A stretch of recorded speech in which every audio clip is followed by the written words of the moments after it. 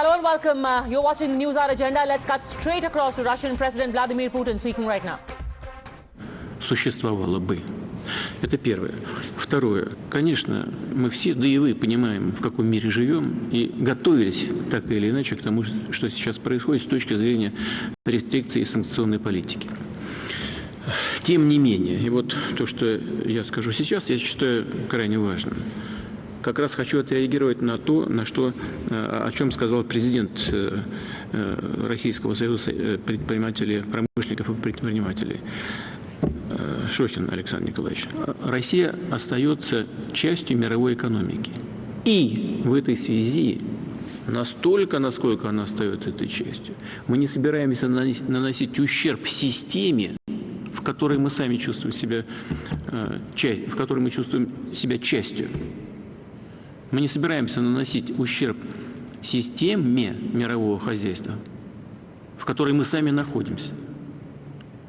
И настолько, насколько мы там находимся. Поэтому, мне кажется, и наши партнеры должны это понять и не ставить перед собой задачу выталкивать нас из этой системы. Тем не менее, даже по политическим соображениям эти рестрикции будут.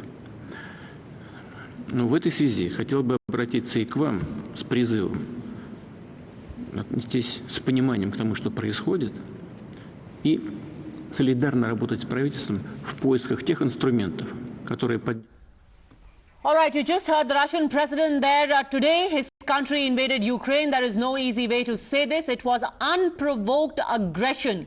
The big breaking news points at this point, unprovoked aggression against a sovereign country. And now the Indian Prime Minister, in just a while from now, will be calling the Russian president after a meeting of the Cabinet Committee on Security that is currently underway at the Prime Minister's residence. External Affairs Minister S. Jaishankar will also be speaking to his counterparts in countries in the neighborhood of Ukraine. Meanwhile, curfew has been declared in Ukrainian capital Kyiv as troops of Russia and Ukraine are fighting to get control of the nuclear plant at Chernobyl.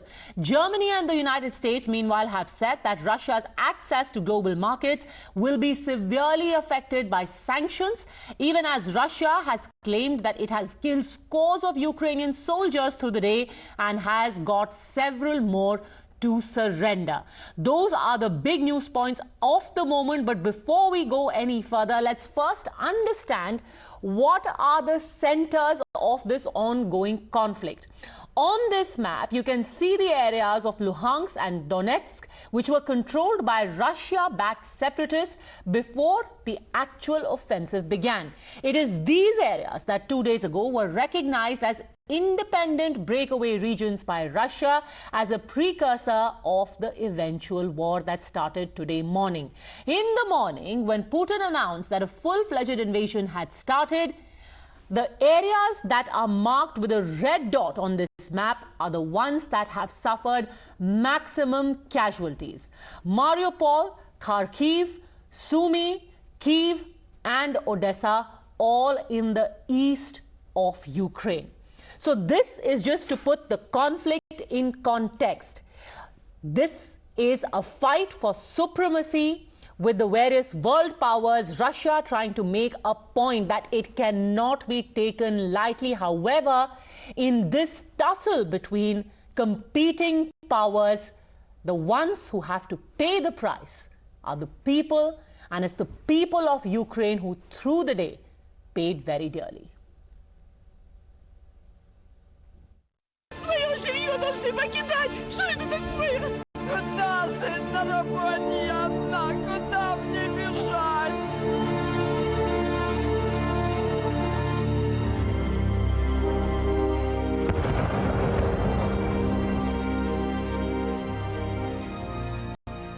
A child in a bright blue jacket cycles down the road. A second later, he's struck down by a ball of fire.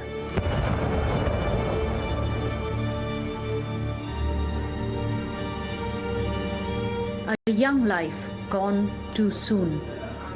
Remember this picture. This is the human face of suffering, the price of war.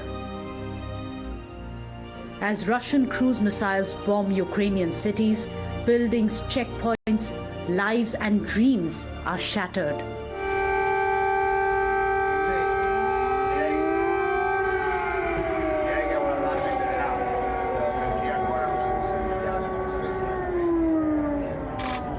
The streets were blocked with desperate people trying to flee to safer grounds. Cars lined up for hours for a litre of petrol. And ATM machines were swamped. Hounded by the shadow of death, they run for their lives. We are everybody is scared right now here. We take overnight train to came here and we reach airport in the morning. And we literally ran back on our feet because everybody was panicking and leaving there. We are just literally scared and we want to go home. That's our request to everybody who is listening in India right now to us. And basically, if you can see, there are a lot of students here from India. Earlier today, I spoke to another student. He was from a different town, and the story is exactly the same. Thousands of Indians are still stranded in Ukraine, many of them young students. They send a desperate SOS. जिस हिसाब से माहौल है तो यहाँ पर सभी line में लगे हुए हैं और एटीएम्स में कैश नहीं है. जितना हम कोशिश कर रहे हैं, जितना खाना हो सकता है, जितना पानी हो सकता है, हम स्टोर करें और जितना कैश हो सकता है उतना विड्रॉल कर रहे हैं हम. In this war, the frenzy of missiles have destroyed lives, dreams, and futures. You're watching the News Hour at 10, debate number 1 on Times Now, Super Prime Time.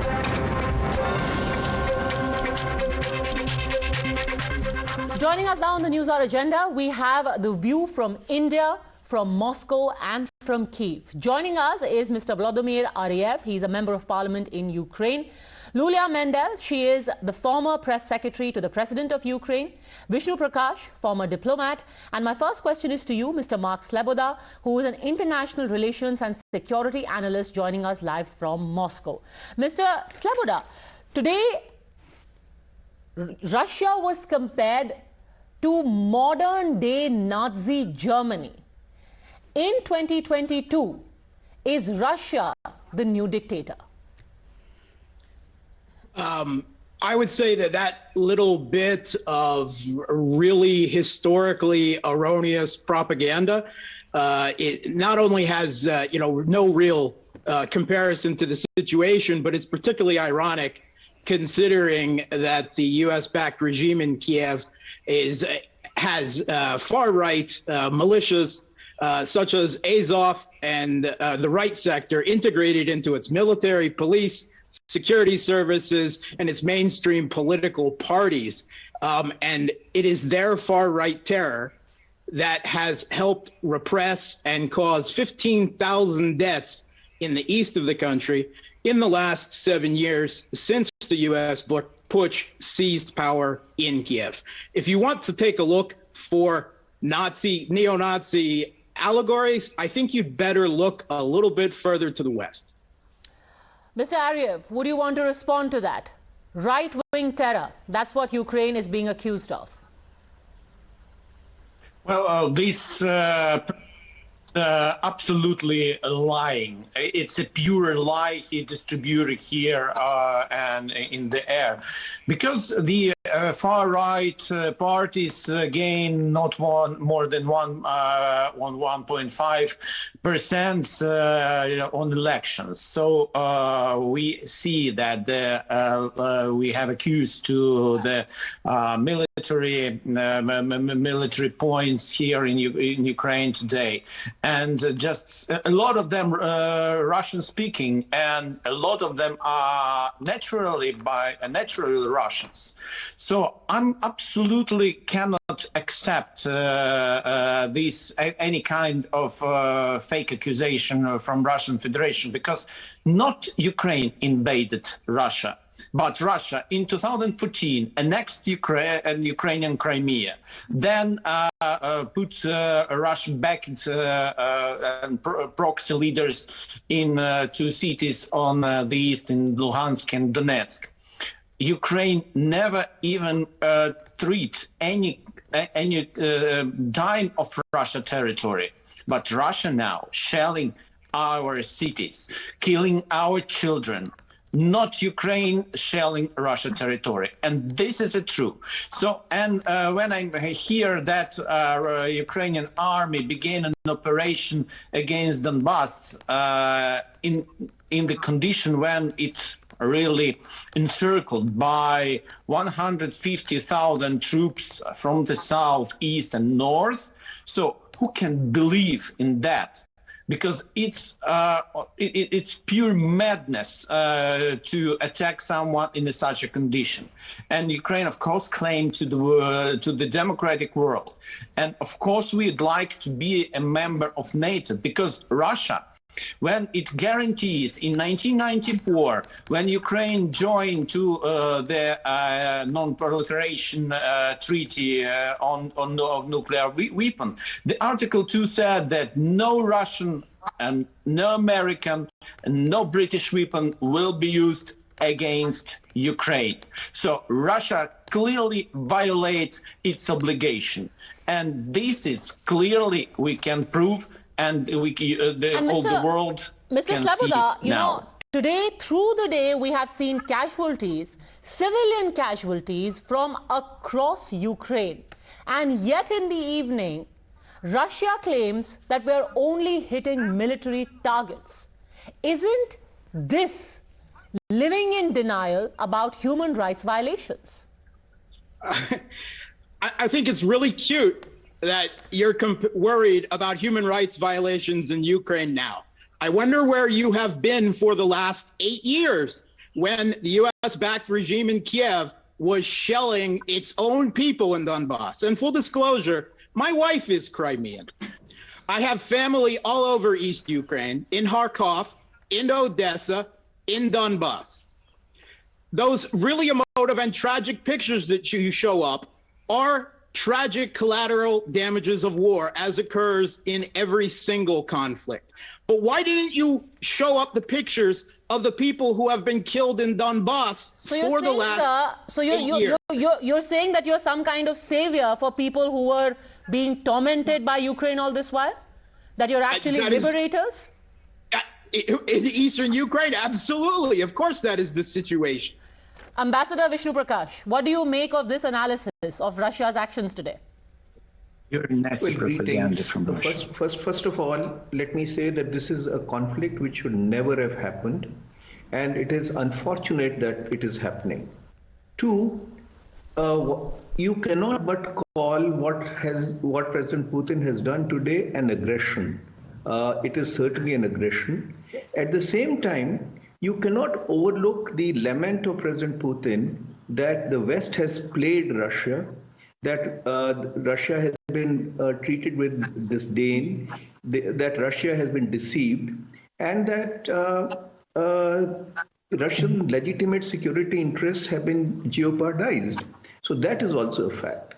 Third, Ukraine, my heart goes out to Ukraine. Ukraine is carrying the burden of geography for no fault of its. Four, it would almost seem that Ukraine has been led up the garden path. And today Boris Johnson says he's offering prayers, he's offering sympathy, and not what Ukraine needs. Now, if I were to decode what President Putin has set out to do, he had waited and hoped that the West will respond to his security concerns, but now he has pushed the button. And he's looking at taking out a double insurance. I'm not justifying it. I'm just decoding what he's planning to do, is to A, create a buffer zone between Ukraine and Russia, and second, to bring about a regime change in Ukraine and degrade, destroy the Ukrainian infrastructure, defense infrastructure, so that there is a pro-Russian regime that is installed, and Ukraine does not think of joining NATO. I think that is a red line, and unfortunately, the people of Ukraine have ended up paying the price for it. Yulia Mendel, what do you make of what you heard from the Russian security analyst? For 8 years, Ukraine... He says for 8 years, Ukraine has bombed people in its east, and today they are playing victim.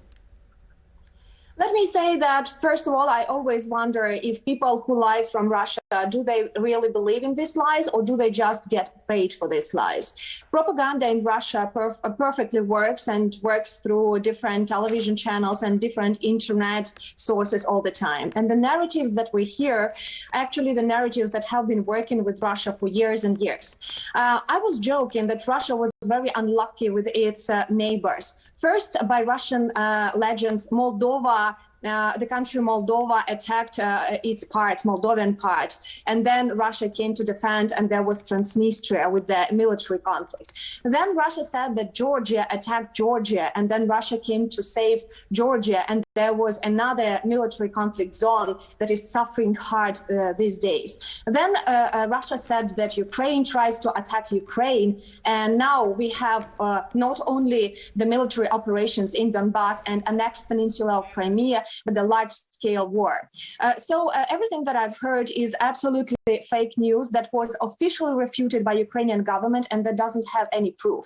Let's say when we talk about some kind of nationalist groups that try to join or whatever Ukrainian army, it's fully refuted official information. They have never been any advisors from nationalists or anyone who would be included in the government because of the nationalist ideology. Second thing, when you talk about the US-backed government in Kiev, Ukraine has been independent for 30 years, and Ukraine had a lot of partners around the world. We partner in the West and in the East with the countries who have civilized rules, who appreciate human rights, and who want to make their countries prosperous and collaborate. And here is another very strange question. If there is a US-backed government, so-called, in Kiev, why would Russia come to our territory and bomb us everywhere? I don't understand the reason of this, to be frank. Just a second, Mr. Sloboda, you say that it is a US-backed government currently in Ukraine. Don't you? So essentially it all boils down to Russia wants to install a government who will be their puppet. It's basically about seizing control of a sovereign country. Well, if you believe that Ukraine is sovereign, after its democratically elected government in 2014 was overthrown by a US-backed putsch with US government officials literally on the main square of the city, cheerleading on insurrectionists who were dousing police with Molotov cocktails and seizing control of government buildings. Ukraine, unfortunately, lost its sovereignty in 2014. It lost its independence. These people do not represent the whole of the Ukrainian people. In fact, they have been waging a war against the people in the east of their own country since 2014. That is an undeniable fact. You can go exactly to UN reports of the casualties in the conflict in East Ukraine over the last 8 years. And you can see clearly that the majority of those civilian casualties, up to 80%, are inflicted on the side of the Donetsk and Lugansk republics. Mr. Ariev, would you want to respond to that? Well, first of all, on the picture there were my name over the picture of these men who are really lying a lot. So in 2014, there were not a cope like Russia would like to present. There were protests, and when former President Yanukovych started to shoot to the protesters, then protesters start to defend ourselves, and then it comes to the situation when Yanukovych, as a president, and his closest circles, they escape from Ukraine. And in 2014, we got from Russia-baked President Yanukovych completely empty budget because of the huge corruption there, destroyed this system of governance, and completely destroyed our militaries. So in 2014, we Ukrainians elected on the election which was recognized by the whole world, even in Russia afterward, President Poroshenko. In 2019, there were elected new president, Mr. Zelensky. So we have a democratic process. We have a party of former President Yanukovych in the parliament now. So to justify with such historical backs the current aggression and pure violation of the international law, I think you understand what's going on, and the whole world understand it very well. Okay, Ambassador Vishnu Prakash, the bigger question before the world is there any way to stop Russia, or will everyone just watch? You know, unfortunately, what the West has done is to frame the issue in terms of economic considerations. Time and again, what the West is doing is to impose economic sanctions and tell themselves that, look, it will cause pain to Russia. For Russia, it is a strategic issue. It's a security issue. So the considerations are very, very different, which the West knows but has failed to recognize. Now that Putin has pressed the button, and I don't think that he is going to stop before attaining his strategic objectives. He made it very clear. In fact, he has chillingly referred to the fact that Russia has one of the most powerful nuclear states. And it is clear that West does not have the of engaging Russia militarily. President Biden, when he was speaking yesterday, said it very clearly that they will defend every inch of NATO territory. So what does it mean that Ukraine, which is not a member of NATO, has been left to fend for itself? And exactly, and no intention of fighting Russia. So much so that today Russia in the morning not only warned any country which quote unquote is thinking of intervention, but today in the evening it also warned its own citizens, don't think of participating in any anti-war protests. But despite that, and let's pull up those pictures, there are plucky people in Russia who have turned up to protest at town squares. They have asked for the war to be stopped. Mr. Mark Sleboda, there is domestic opposition. Today you had a politician from Moscow telling us that this is unilateral aggression and it is a breach of every possible diplomatic norm. There are also protesters against the U.S. meddling in Ukraine and the root cause of this conflict as well. And being an American myself, not actually a Russian, I'm certainly one of those people. All right, so it seems that Russia is quite clear about what its objectives are. Before we move on to the other important subject about where India stands in all of this, I want to ask you, Mr. Ariev, what next? Because we've heard NATO saying we condemn, we've heard Germany, Italy, everyone says we condemn, but nothing beyond condemnation. So what next for you? What's your next hope? Well, the next 24 hours will show who is on the side of democracy and international rule of law, and who is only talking about that. We understand that some countries would like to supply Ukraine with more arms and weapons, so this is very important. But at the same time, I understand that these measures should be in complex to switch off Russia from the world economy, and Russia should be, as a pariah state, isolated.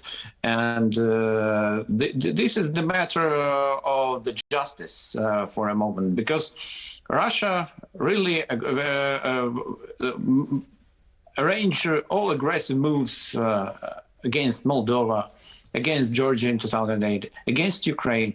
So if Putin will not be stopped now, he will try to extend his aggression to other states, including possibly NATO members for a moment. All right. In fact, we're just getting in breaking news. Russian police have detained at least 167 people at anti-war protests held in cities through the country. The group has said that demonstrations had been staged at 24 different locations, Mr. Sleboda. Russia has detained close to 200 of its own people for protesting against its unilateral actions. Anytime now, we are expecting Indian Prime Minister. Would you want to react? You're smiling there, Mr. Sleboda. Yeah, I'm absolutely shocked. 200 people in a country of 140 million that you managed to find, and you're making a big deal out of it. Is this a joke? No. There are a lot of protests around the country. If you read the news correctly, the protests are all around the country, and 200 people are captured only in Moscow. But there are protests everywhere, and exactly what Russia is afraid of is that freedom from Ukraine will come to dictatorship regime that exists in Moscow, and then you will really, fall up. There are also sitting Ukrainian MPs because of all the sanctions that the West has put on Moscow. Your economy is in the disastrous situation, and we are demanding from the West to switch Russia from SWIFT. Their country. You know that there is a breaking news that since 2014. Il-76 planes have left Pskov's direction Kiev, and they can arrive in about an hour to Kiev. Do you understand this, that you are making war and you are killing us, and you have no idea who I am, even though I'm nationalist? The regime that you represent has been killing its own people in the Donbass for the last 8 years. You have never been to Ukraine. Shame? You have never been to Ukraine. You have kidding? never been to Ukraine. You're just reading the messages that were dropped to you by someone. You never verified any kind of information, and this shows that your analysis is very big and fragile. And I'm very sorry for you, because you look like a person who could have some wisdom already in your years. Your propaganda narrative has no power in Crimea or East Ukraine. All the world knows who is a propagandist in the world, and this is Russia. You are a dutiful representative of the U.S. empire of lies. I will give you that. I am a true representative and a proud representative of an independent Ukraine. And you do not know what independence and democracy means, because you do not have such experience. So your words don't mean anything. And in an hour, I can be bombed by your Il-76 that are flying to Kiev. I don't know how you can smile. Don't you have anything like person from human? Because I've lost family in East Ukraine to the bombing of your regime. Was that Russian family coming to Ukraine to bomb Ukrainians? Are you trying to make this an ethnic nationalist argument? How can you answer the question? I am asking you, why are you smiling? Do you have anything human? And you say I'm smiling because I lost family. You don't have anything human in yourself? Because of your clownish propaganda, that is the only proper response, is humor. No human who lost his family would smile of this. No human who knows that there is a threat of death to other people would smile. I guess you don't live in a world where people feel a need for revenge. I think you just don't read the news, because the whole world knows that Russia lies. The whole world. the whole world. Your regime and its Western masters do not speak for the whole We world. don't have regime. We have an independent country. We have an independent republic. I'm 30 years old. I was born to the USSR. I know what is collapse of the USSR. I lived through 90s, 2000s, and 2010s. And I am proud to be a person living in this country. And I am sitting here in Kiev when your country is bombing my country. Do you understand this? My country is the United States. I'm an American citizen. I'm a U.S. military veteran. My wife is from the Crimea. She was also born in the Soviet Union. And when the government that she and the people of East Ukraine overwhelmingly elected was overthrown in a violent and unconstitutional putsch backed by the United States and its allies in 2014, she gladly voted in a referendum to get out of that dodge, to get out of that crazy, insane country that Ukraine has become since its government was overthrown in 2014. Your sham elections under not just literal barrel of gun, but shelling of grad and Azov neo-Nazi jackboot have no legitimacy at all. Mr. Democratic Sabuda, or Mr. Sabuda, otherwise. I really must come in at this point, but since you spoke of avenging what Ukraine has done, avenging what the American prop government in Ukraine has done, I think it seems quite ironic that you continue to remain an American citizen while seeking revenge on Ukraine, which you say is backed by Americans. I also want to bring in now the Indian angle to all of this. You're smiling, sir, again. Would you want to quickly respond to that? Why don't you quit your U.S. citizenship in protest against the American puppet government? I have in committed Ukraine? all kinds of thought crimes and treason against the foreign policy of my country, which has been spending billions of dollars meddling in Ukraine and providing the regime there with billions of dollars of arms that it has used only to kill its own people since 2014. All right, I'm just going to have to stop for a second over there, because today the Ukrainian ambassador to India made it absolutely clear. It was a plaintive cry for help, asking the Indian Prime Minister to intervene on behalf of Ukraine. The country has made a direct appeal to Prime Minister Modi. Now, what are India's options?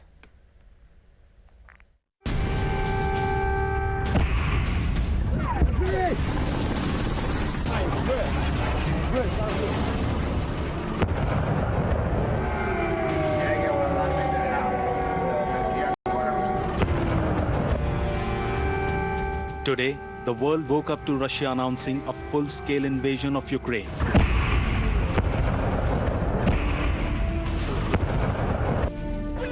Full-throttle aggression and diplomatic provocation.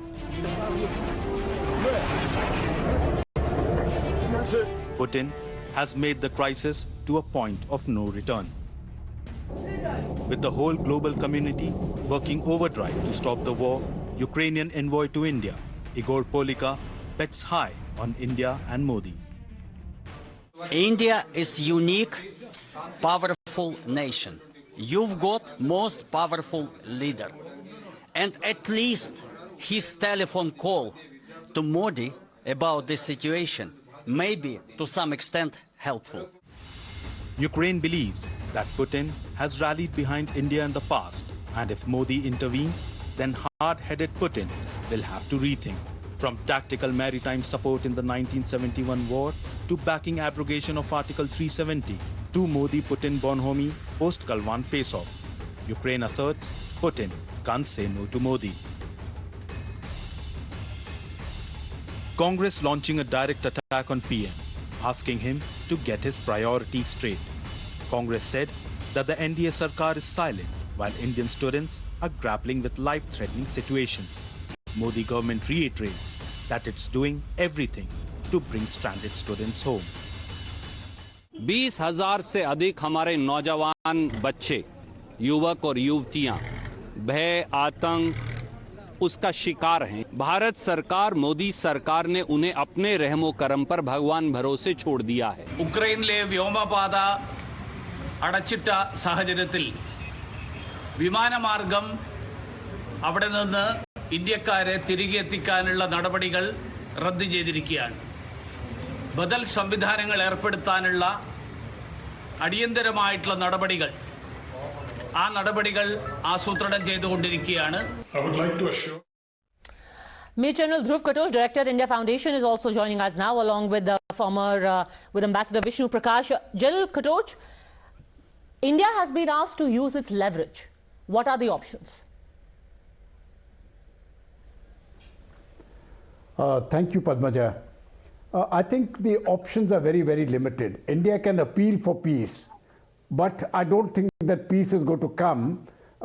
In my view, President Putin has got certain strategic objectives in Ukraine. He will take over the complete Black Sea area, and subsequently, I think he is also looking at the Arctic Ocean. He's got a much larger strategic picture than what people are thinking about. So this adventure will only end once the Ukrainian army surrenders. Now, I agree that what Russia has done is naked aggression. To this naked aggression, both the United States and NATO have acquiesced in a sense. Simply imposing sanctions is not going to help. So now, when Prime Minister Modi goes and speaks to President Putin, I do not think it is going to have any impact as far as the President Putin is concerned until and unless he completes his military objectives, which I believe, in my opinion, is going to be the surrender of the Ukrainian army. This is one point. There's one more point I would like to give. If Russia wishes to, while they can defeat the Ukrainian army, occupying Ukraine is going to be a different kettle of fish. In my view, if Russia tries that stunt, then they are going to, they will find themselves in a very sticky situation, because the resistance movement which will come from the people of Ukraine is something which the Russians will not be able to handle. And this is some situation which I hope the Russian president avoids. And I also hope he avoids attacking any NATO country. Because if he attacks a NATO country, then we are looking at a third world war, and that will be unavoidable. The repercussions will be terrible for Russia and for the world. Yes, in fact, sir, big news coming in right now. We've got a readout from the Prime Minister's office soon after his call to Russian President Vladimir Putin. Let's get Srinjoy Chaudhary on the line. But Prime Minister Modi has backed dialogue and has called for immediate ceasefire. That's the big breaking story at this moment. In fact, it has been said that Prime Minister Modi spoke on telephone today with His Excellency Vladimir Putin, has asked for cessation of violence. President Putin briefed Prime Minister about recent developments regarding Ukraine. He reiterated his long-standing conviction that the differences between Russia and NATO group can only be resolved through honest and sincere dialogue. The Prime Minister appealed for an immediate cessation of violence and called for concerted efforts from all sides to return to the path of diplomatic negotiations and dialogue. Ambassador Prakash, your first reaction. Dialogue, cessation of violence. There is, Padmaja, no choice. The only way forward, and I would repeat, the only way forward is a patient, constructive and meaningful dialogue, because conflict will only lead to death and destruction, and we are seeing what has happened. India, some people have said that India was a fence sitter. Not a fence sitter. India has been urging sides to not escalate and talk. That is what we have been always doing. We have China on our border and we are talking. So that is is there anybody ready to listen is the big question. And I'm afraid that at the present juncture, as General Katoch was saying, and I mentioned earlier, President Putin will, now that he has started it, he is not going to stop in a hurry, but one hopes that all sides realize the futility of conflict, pull back, and cooler heads prevail. Well, going by the recent images that are continuing to come out of Ukraine, at least there is no cool on the part of Russia. Srinjoy Chaudhary is also here with us now. Srinjoy, give us more details of what was said in the conversation between Prime Minister Modi and Vladimir Putin. Well, there were three important things. You've spoken about the end of hostilities. That's really the first point. And Prime Minister made it very clear that the only way forward was through dialogue. That was really the second most important point. And for India, the absolutely critical issue relates to the 20,000 Indians, including medical students in the Ukraine. Prime Minister brought up this issue and said this was India's priority and this had to be sorted out. All right, we're going to leave it at that. Thank you very much for having joined us. In fact, I want to get a quick reaction from our guest from Kiev as well, Mr. Ariev. The Prime Minister of India has sent out a clear message saying the hostilities must end. Do you think that's enough? Or do you think... Well, the words... Yes, sir, go on. Words are not enough in such a situation because the only actions and very decisive measures could stop this utter madness distributed by Putin in the world. Okay, so more is sought from India. We are going to hear Joe Biden also speak in 20 minutes from now, 11 p.m. Indian Standard Time. Our thoughts are with you, Mr. Ariev, as well as Yulia Mendel. Please stay safe. Our thoughts are with the people of your country. Thank you very much, all gentlemen, and Yulia Mendel for having joined us here in India.